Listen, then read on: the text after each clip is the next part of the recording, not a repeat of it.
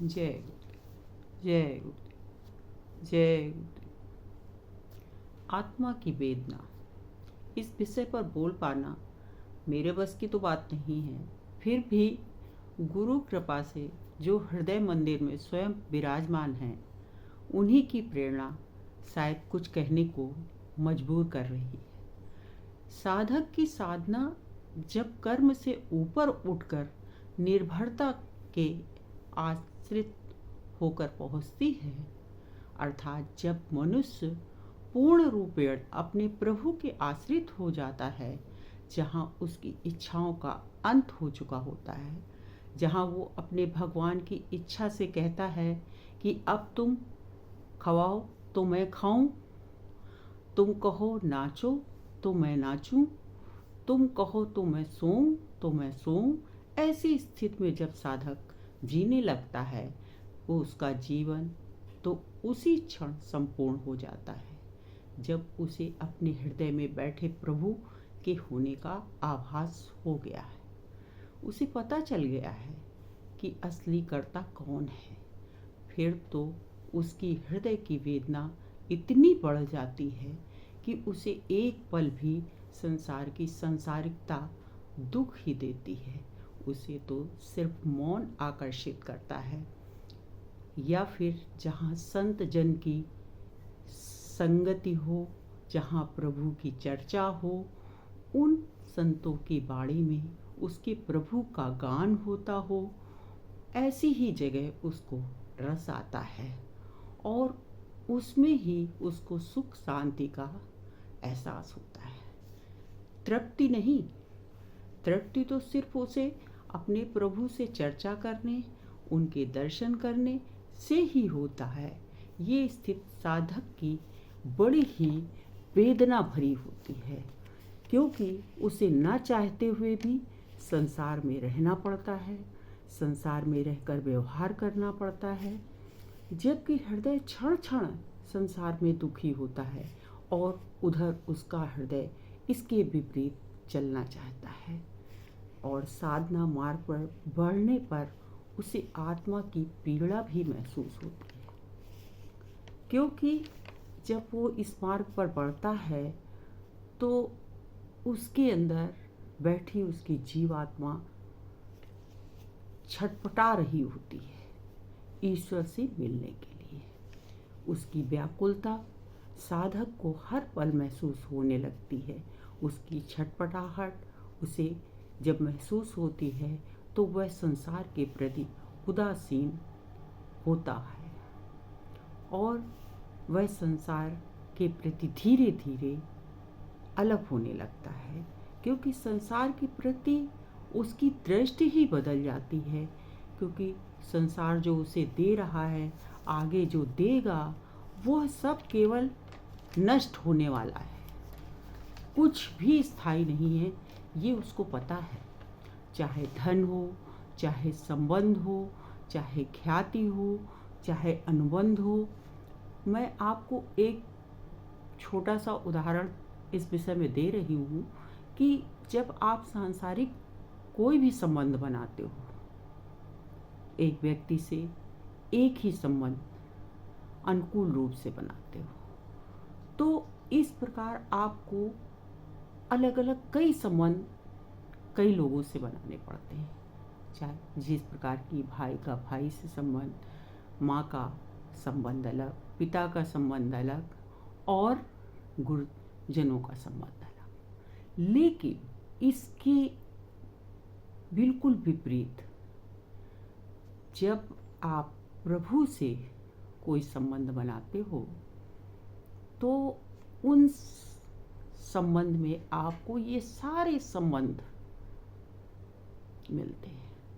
कभी आप अपने प्रभु को अपने प्रीतम के रूप में देखते हो, कभी आप अपने प्रभु से एक सेवक की भांति आशा करते हो, कभी आप उसे सर्वोपरि बना लेते हो, कभी आप उससे अपने अनुकूल बना। मतलब कहने का ये है कि आपको सब कुछ उसके पास मिलता है, उस प्रभु के पास, जबकि संसार में ऐसा नहीं है।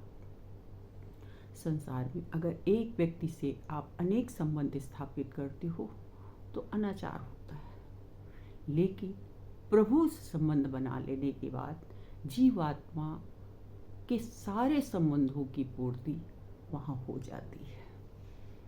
तो हमारे कहने का मतलब है कि इस प्रकार उसको पूर्णता की अनुभूति होती है। इस प्रकार जहाँ सारी सुविधा आपको मिल रही हो तो फिर कोई दूसरी जगह क्यों जाएगा? फिर इन झूठे संबंधों में क्यों वो ऐसी तलाश करेगा? भाई, एक साधक कभी नहीं भटकेगा इन थोथे व्यवहारों में। आप कभी एक साधक से ये आशा न करना कि आप उसे अपने संबंधों में उलझा लोगे। अरे, जो जाग गया है वो फिर उस मोह निद्रा में क्यों भटकेगा? अरे, कहीं तो अगर वो आपके साथ खड़ा भी है या आपसे कोई व्यवहार निभा भी रहा है तो वो भी संसार में अपने प्रभु की इच्छा से ही आपके साथ है, क्योंकि उसको पता है कि ये जो मैं कार्य कर रहा हूँ या मैं जो करने जा रहा हूँ वो भी एक सेवा का अंग है। और ये उसने अच्छी तरीके से जान लिया है कि ये संसार कर्म का लेन देन है और इसे हमें चुकाना ही होगा। इसलिए जब उसे पूर्ण पुरुष अर्थात प्रभु या सतगुरु मिल गया तो उसे सब कुछ मिल जाता है। उसके लिए संसार में फिर क्या रखा है, क्या बचा उसको?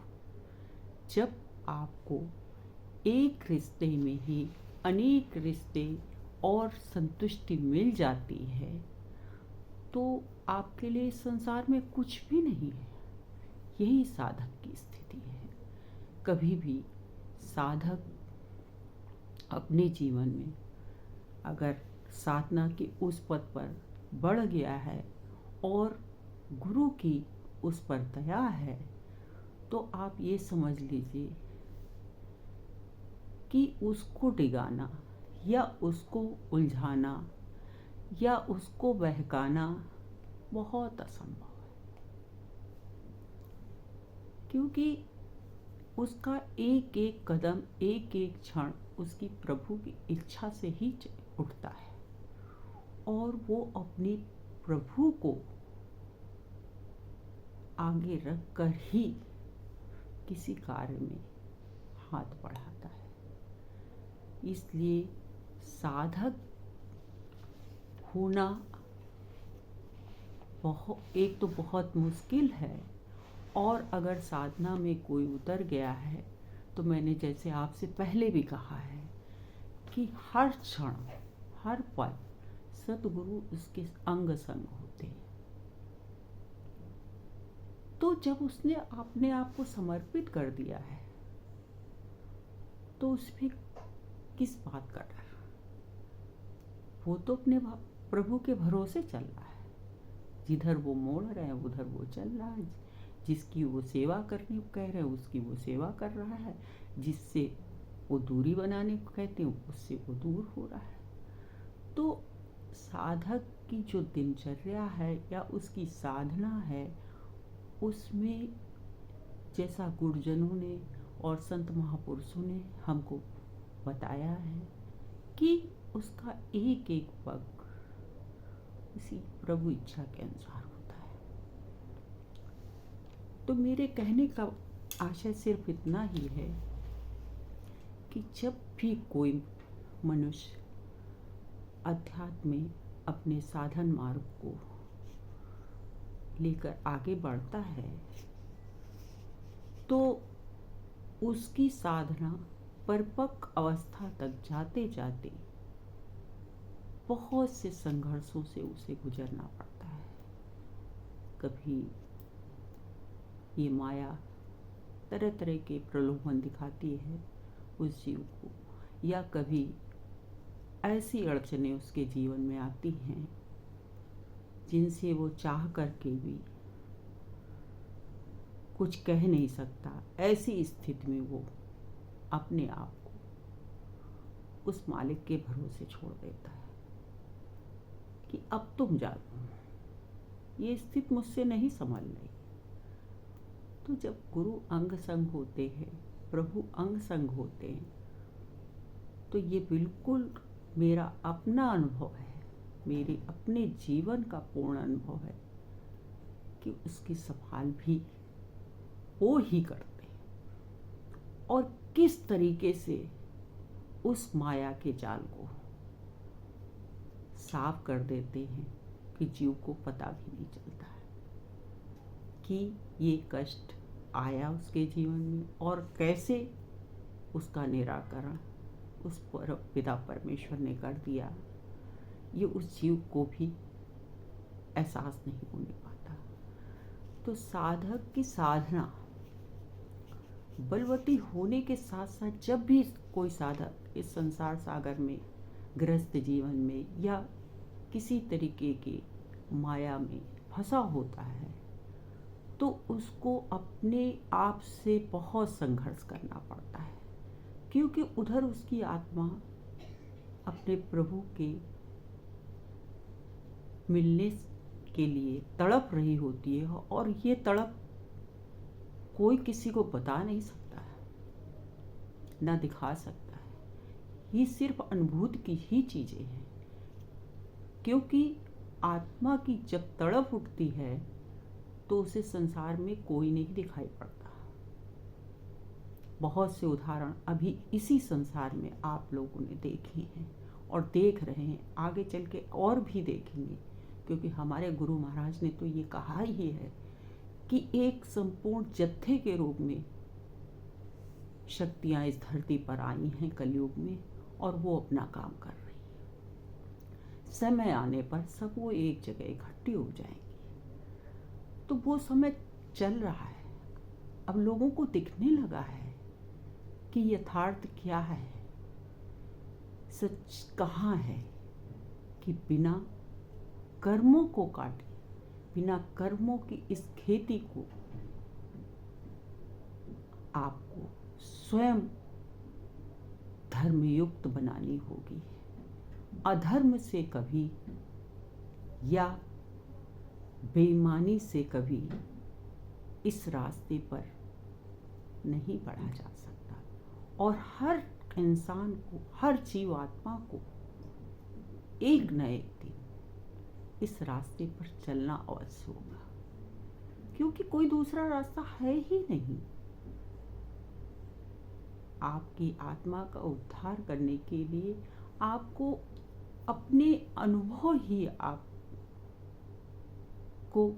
सच्चा प्रमाण दे सकते हैं। बाकी ये समझाने का विषय नहीं है कि आपको ग्रंथों के द्वारा समझाया जा सकता। तो ग्रंथ की हर ग्रंथ में लिखा है, हमारे सनातन धर्म में साधु सन्यासी और महापुरुष इतना कुछ लिख कर गए हैं कि एक छोटी छोटी चीज लिखी है, पर क्या हम उन्हें पढ़ करके समझ पाए? नहीं, उसके लिए तो सद्गुरु की ही जरूरत है। और जब आपके जीवन में वो आएगा तो आपको इस आत्मा की बेचैनी, बेसब्री, इसकी तड़प और साधन का वास्तविक एहसास होगा। जय